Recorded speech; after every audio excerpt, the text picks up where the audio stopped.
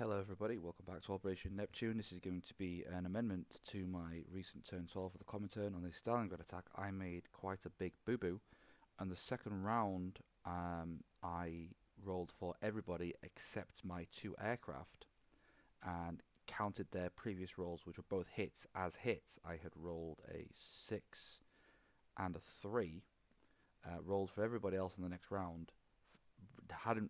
Did not realize that I hadn't rolled for these two, just took these as hits, which means that there are potentially more hits on the next round for the German armour. Now, I had already achieved 3 hits by this point, so I'm going to remove those now. So this is the situation as it would have been right before the aircraft attacked. So I'm going to roll so these guys are definitely dead. But at the end of the penultimate round, I had assumed that these two armour were already dead when they may well not be. So they may get a shot in the subsequent round. Now, in the subsequent round, I actually rolled 3 hits with my land units. So these tanks are going to die. The question is, will they get one more shot off before the battle concludes? So how it's going to work is I'm going to re-roll the fighter and the tactical bomber for the shots they did not take.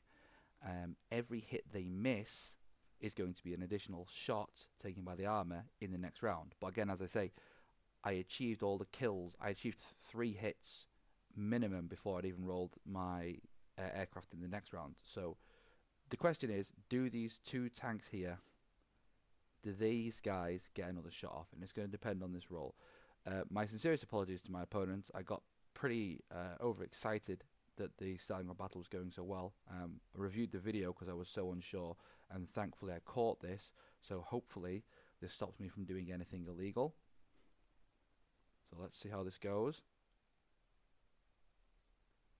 Okay, see, Curse of the Commentator. So both of those attacks would have missed, which means that in the next round, these 2 tanks would also have got a hit.